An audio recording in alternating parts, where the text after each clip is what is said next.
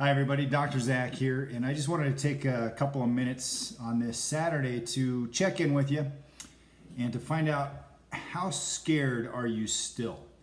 Are you still kind of panicked about the whole COVID thing, wondering if you're going to survive, wondering if your family's going to survive, the people you care about are going to survive? Are you still panicked by the COVID-19 pandemic? And I would encourage you to take some time and just stop and think about how bad is COVID-19. And I don't want to dismiss the fact that we had the spike that I've talked about numerous times, and that we did see, the CDC says 200,000 deaths. They also come back and say, well, yeah, but most of those, 94% of those, 94%, that's not a small percent, had an average of 2.6 comorbidities. So they were going to die. They were in the process of dying. If it wasn't COVID, it was going to be influenza or it was going to be pneumonia. They might still be around, but they're not healthy. Healthy people, zero COVID deaths of healthy people. And so we still see this pandemic. So again, if we go back to the 200,000 number, that's big. That's a big spike. Interestingly enough, with that number, there's been a whole lot less heart disease deaths and cancer deaths. So factor that in. Total number of deaths to date in the United States this year compared to the previous years, we're doing better than we've done in the last 10 years. So I just want to stir up some thinking and ask you, how afraid are you still? And part of what's stimulating this is you living in Boulder County, having a son that's at CSU, and hearing all the stuff that's going on at the University of Colorado, and then getting an email today from CSU saying that they're quarantining kids in certain dorms for this reason, the same reason they're doing it at CU.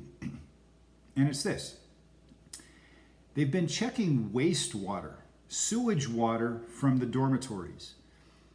And if they find that there's COVID or coronavirus, which could be from the common cold, that shows up in the sewage water, the fecal matter that's in this sewage they're looking at, that dorm is quarantined. And at CU, I don't know how it is at CSU yet, but they're then testing all of those students. And so if they're testing all of those students, we've talked about this, the more tests you do, the more positive you get. These are asymptomatic kids. These are kids that are in almost a 0% casualty group for COVID-19. How bad does this pandemic have to be that we have to start looking at sewage water to figure out which asymptomatic people to test to find out have the disease? I'm just here to tell you to start thinking. And if you look at all of this stuff and you still want to stay in fear, God bless you. That's fine. You can do that. I was going to say we live in a free country. Unfortunately, we don't. But I would like for you also to think about, maybe things aren't aligning the way that we're being told. Maybe things don't mesh and agree with the numbers they're giving us. Maybe this pandemic isn't everything that it's been made out to be. And maybe we should just start living again.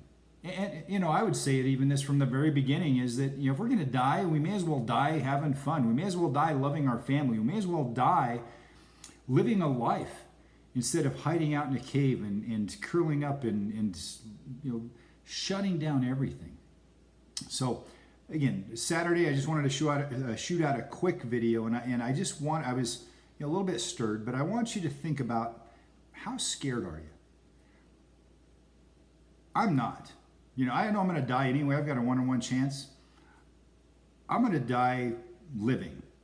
I'm not going to die shutting down. So anyway, I hope that you guys have a good rest of your weekend, and I hope that maybe you just decide that, hey, it's time to no longer fear.